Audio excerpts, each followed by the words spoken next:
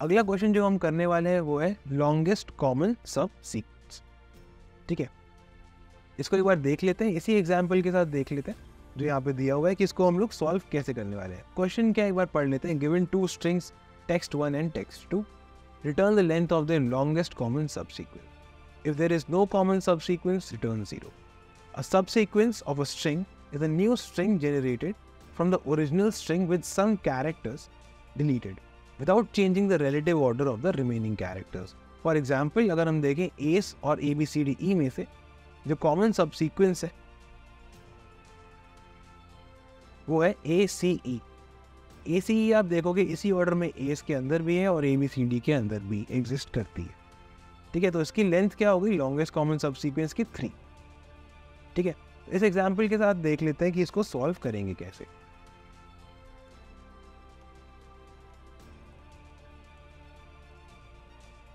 ठीक है, तो इसमें क्या करेंगे, इसको सॉल्व करने के लिए एक 2D एरे लगेगा, तो एक 2D एरे बना लेते हैं। इसको भी डायनामिक प्रोग्रामिंग के थ्रू ही हम लोग सॉल्व करने वाले हैं।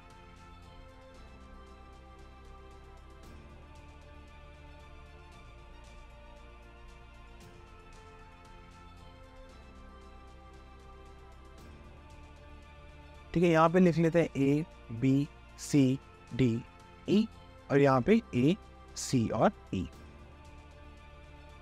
तो इस 2D एरे का साइज क्या है, जो भी हमारी स्ट्रिंग की लेंथ है +1 और दूसरी स्ट्रिंग की लेंथ +1 नंबर ऑफ रोज है और पहली स्ट्रिंग की लेंथ +1 नंबर ऑफ कॉलम्स है।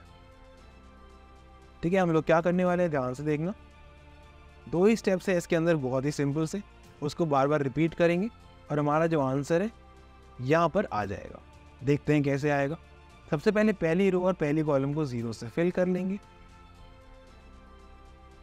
अब क्या करेंगे, यहाँ पर देखो A और A, अगर A और A आपस में मैच कर रहा है, यहाँ पे जो कैरेक्टर है वो इससे मैच कर रहा है, तो यहाँ पर जाएंगे I-1 और J-1 लोकेशन पे और इसको +1 करके यहाँ लिख देंगे।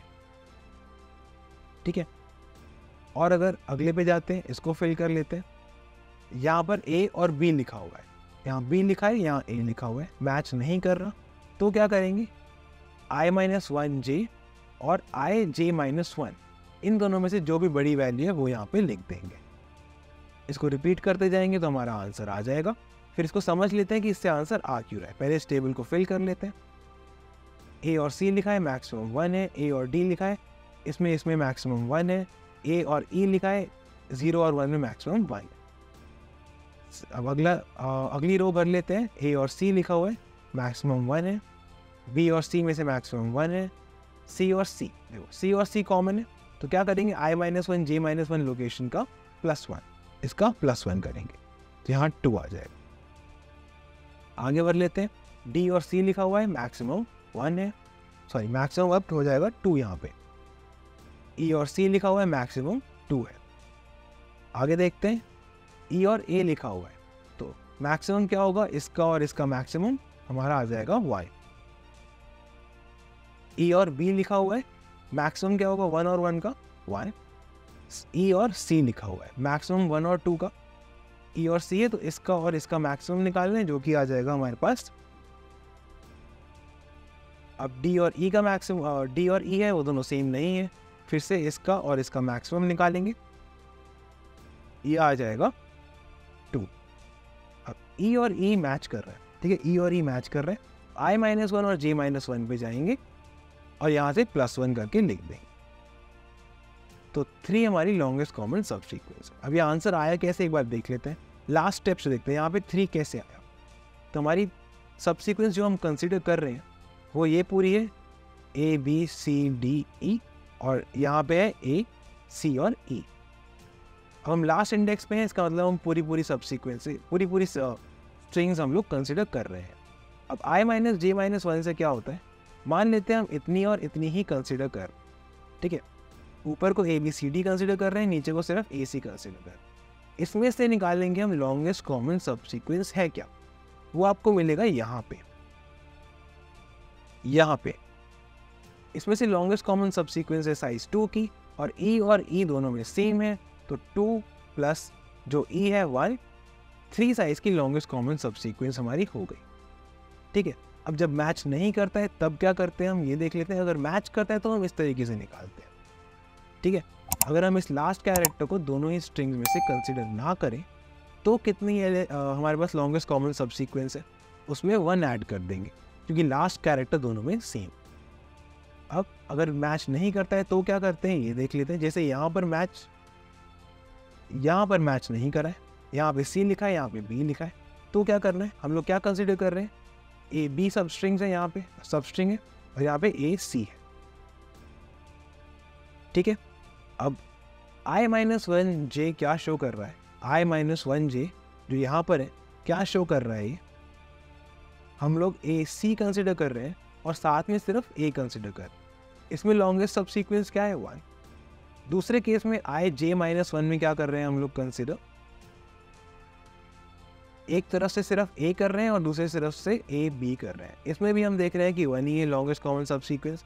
अब आखिरी कैरेक्टर सेम नहीं है, तो इन दोनों में से जो भी मैक्सिमम वैल्यू है वो ही हमारे लिए इसकी लॉन्गेस्ट कॉमन सब सीक्वेंस की लेंथ होगी, ठीक है। इसकी लेंथ हो जाती है 1। इस कॉन्सेप्ट को यूज़ करके हमने ये टेबल फिल किया है और यहाँ लास्ट में हमारा आंसर आ गया है। अब देख लेते हैं इसको कोड कैसे करेंगे। सबसे पहले इसकी टाइम कॉम्प्लेक्सिटी देख लेते हैं और स्पेस कॉम्प्लेक्सिटी देख। मान लेते हैं स्ट्रिंग की लेंथ है L1 और L।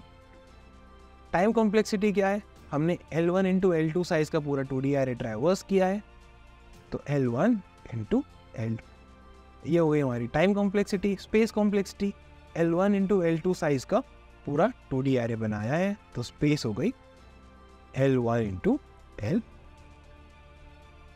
ठीक है। इसको कोड करके देख लेते हैं। तो सबसे पहले अपना एरे बना लेंगे, एक 2D एरे होगा ये।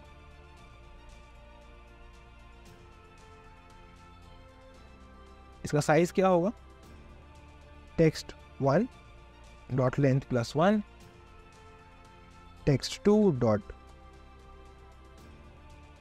Length plus 1।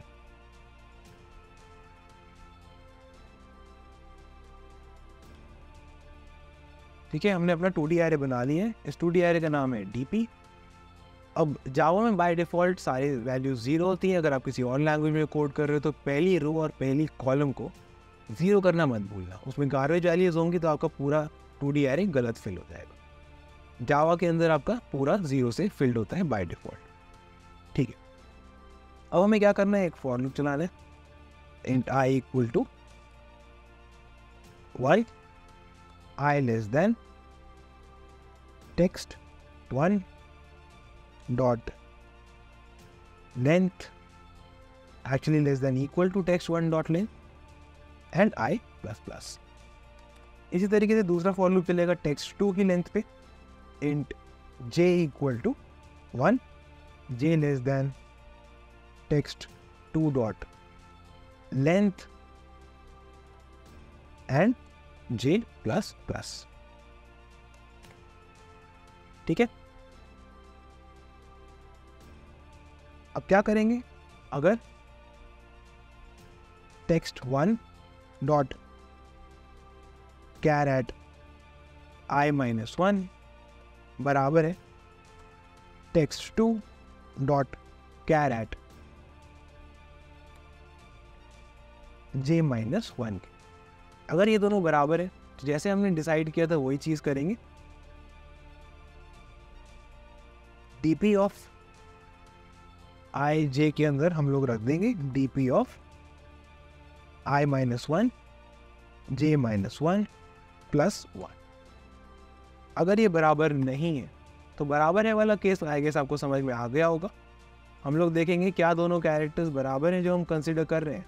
अगर वो बराबर है तो dp ऑफ I-1 j-1 को प्लस 1 करके dp ऑफ I j में रख देंगे। अगर वो बराबर नहीं है तो हमें dp ऑफ I-1 j और I j-1 में से मैक्सिमम वैल्यू निकाल के dp ऑफ I j में रखनी है।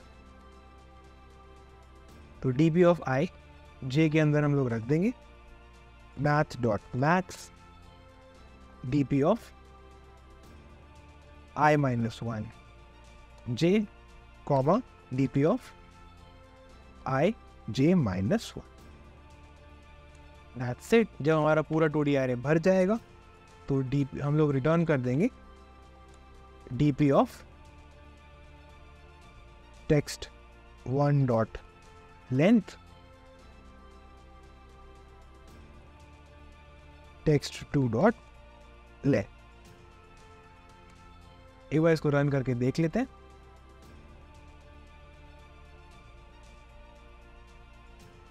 ओके, यहाँ पे आएगा इक्वल टू, ठीक है, इक्वल टू रह गया था यहाँ पे। रन करते हैं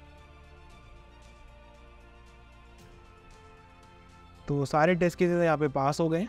सबमिट करते हैं और ये हमारा सोल्यूशन एक्सेप्ट हो गया है, ठीक है। तो ये हो गया हमारा O of L1 into L2 time complexity और O of L1 into L2 space complexity का सोल्यूशन।